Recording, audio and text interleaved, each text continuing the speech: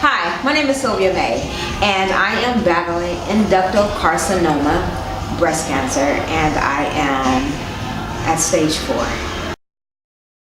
I was born in Glendale, California. I was raised in Pasadena, California. I was a bad kid. I went to every school. I went to Elliott, Washington, Wilson. I graduated from John Muir, Go Mustangs, and I think I even went to Foothill one time when it was Foothill, what Rose City. But yeah, I went to Don Benito as a kid, and I went to Don Benito and Allendale. Yeah. I went to college. Went to college, and then I decided that I was gonna come home for Christmas, and I got pregnant with my first child. I finished college a long time after, but I did finish college. I raised my son.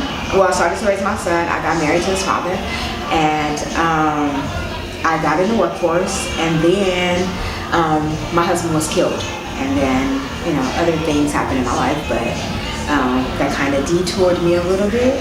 That got me off track, but some kind of way the Lord always brought me back to this track. So.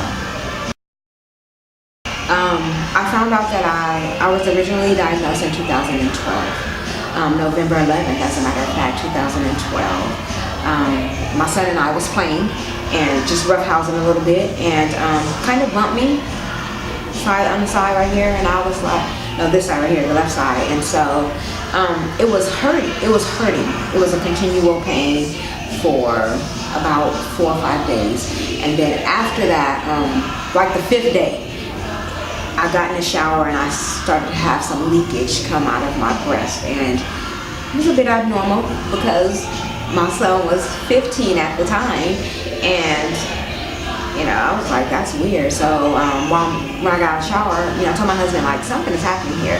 I don't know. So his response was, let's go to the doctor and see.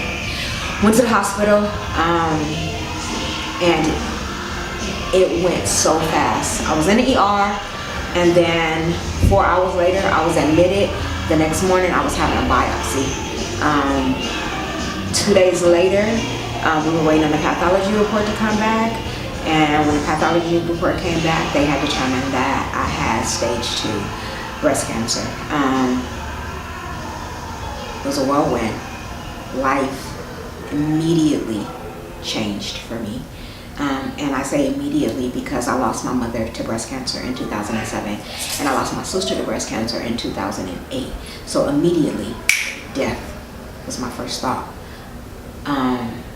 Death was my first thought. I couldn't think anything else except for how long is it gonna take me to die? Because my mother went to the hospital on December 27th, 2006, died January 12th. 2006, died January 12, 2007. They got ready to take her down for a biopsy, and it was discovered that cancer has spread through her body, through her entire body, in those amount of days, which I think is like 12 days or so, immediately, and it was life-altering. Same thing with my sister. My sister found out that she had breast cancer immediately, like right after my mom died.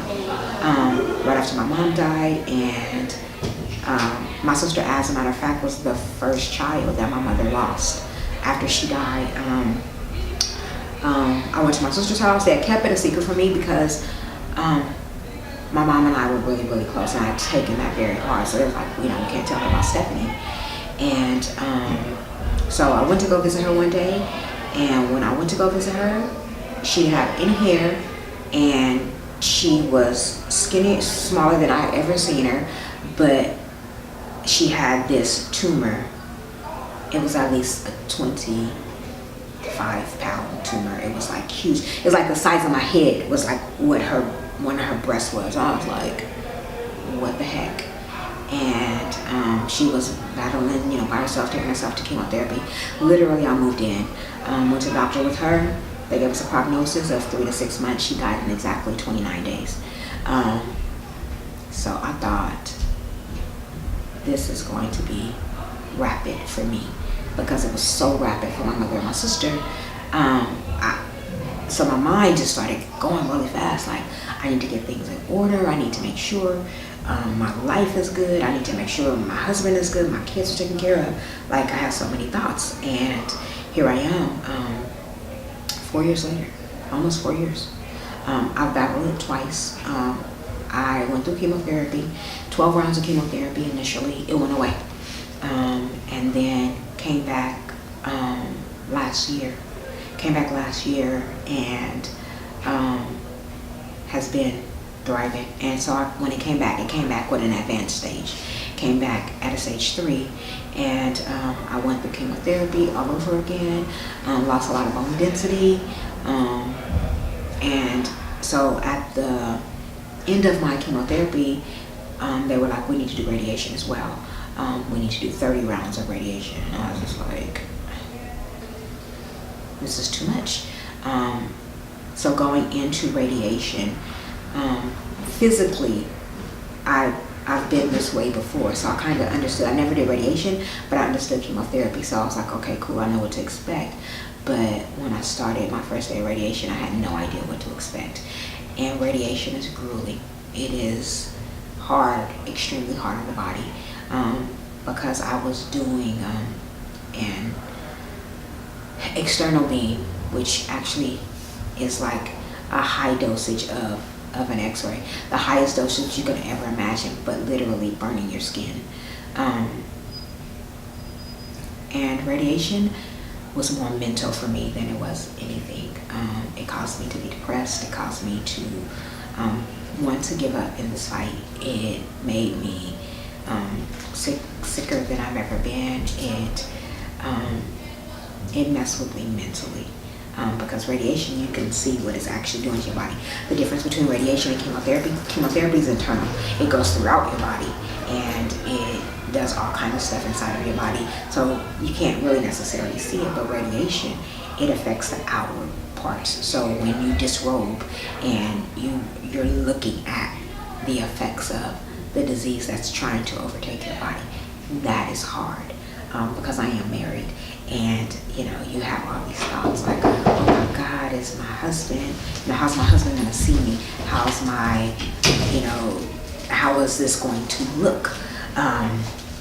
And so it definitely was hard initially, and so, but just with time and prayer and my amazing support team, my amazing family, it has gotten easier.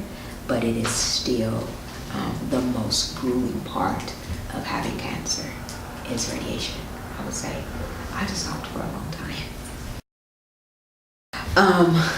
I informed my children.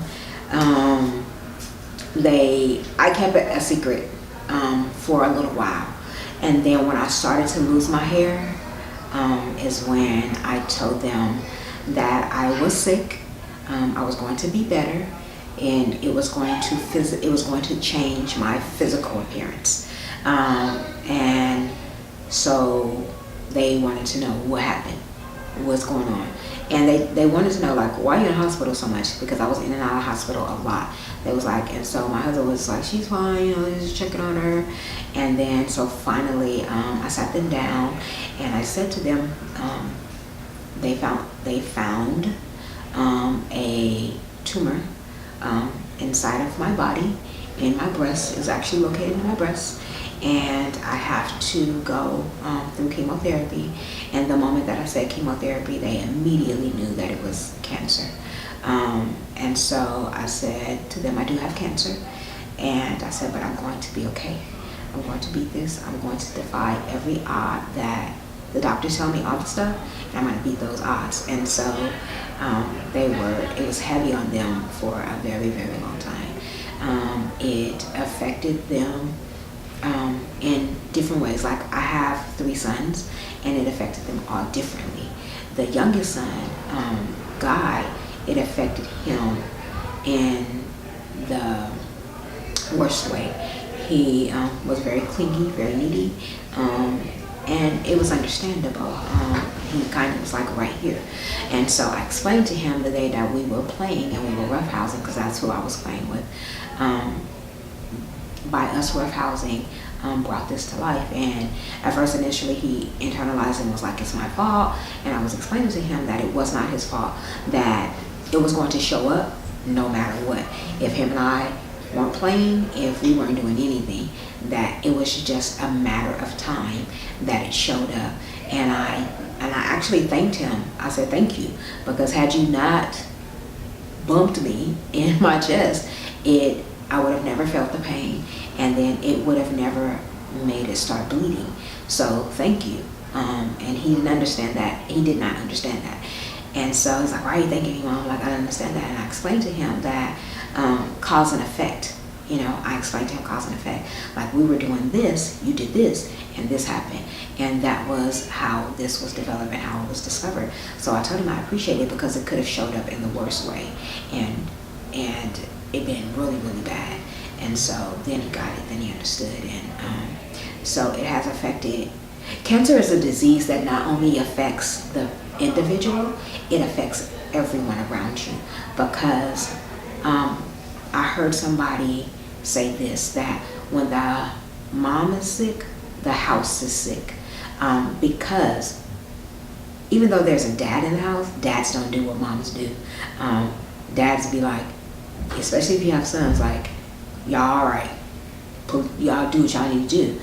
Versus moms, we're going to make sure that they're picked up. We're going to make sure that they have everything they need. We're going to make sure all of this stuff. And so I experienced that when I got sick. Not just me, my family was in treatment. Because if I was sick, they didn't do anything. Their lives kind of went on hold while we were trying to figure out how to make me better. So cancer is not just a disease that affects the person that is battling. It affects every aspect of their life.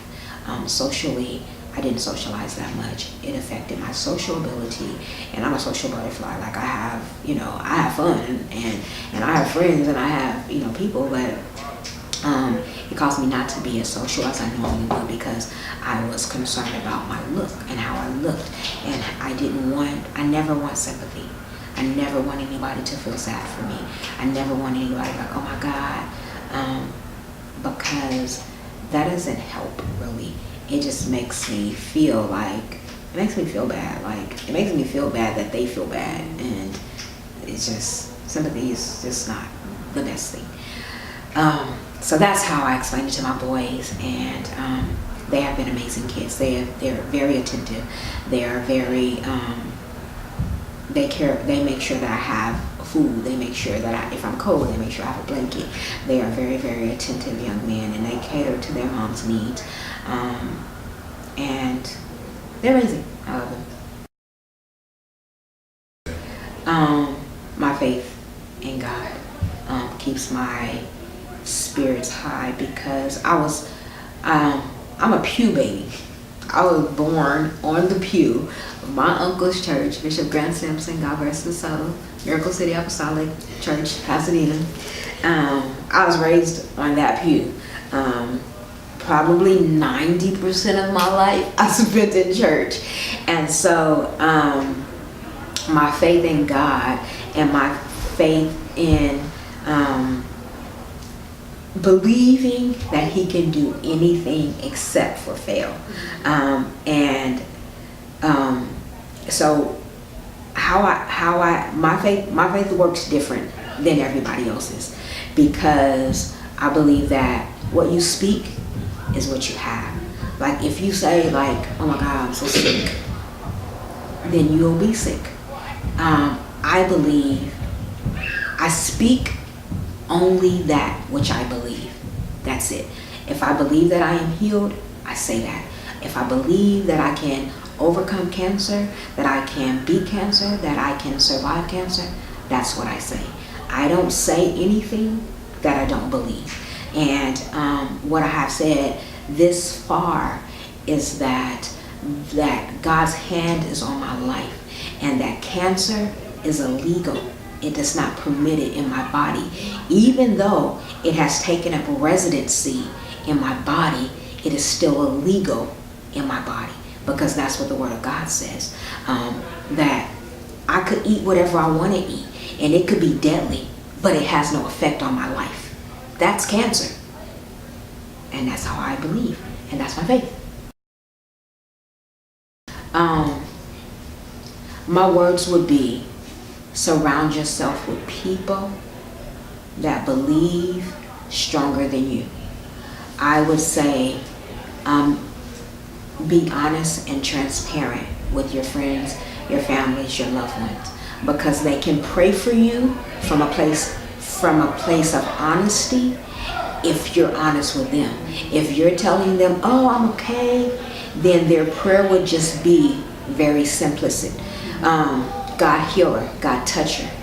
But if you're telling them, oh my God, my body is racked with pain, my feet hurt so bad, my back, I can't move, I can't do this, then they pray, then their prayers for you become different. It becomes, God move the pain, God do this, God do that. It becomes very direct. And God that we serve is a very direct God. And so coming into this, you have to have faith to believe that despite what you see, despite how you feel, that God is the author and the finisher of your faith, and that God has the ability to sustain you even when the doctor says that there's nothing else that they can do for you. You have to have that kind of faith. Surround yourself with people that will give you the space to be. And when I say that, meaning sometimes I have been totally shut down and isolated because I didn't understand the transformation that my body was going through. But they never left my side. They waited patiently.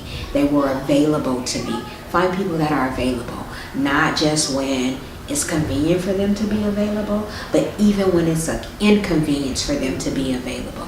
Find people like that. Surround yourself with people, and you'll know. And just be totally transparent, be honest, and eat, even when you can't eat, because there's going to come a point in your walk, in your journey with cancer, that you don't want to eat because food isn't good. The smell of food stinks, the preparation of food, but push yourself to take something in, even if it's coming out. Everything's not coming out. Some part is staying in. Just eat whatever you feel like you can sustain, then do that. But eat, love, and laugh. I laugh all the time at everything and everybody. Laugh.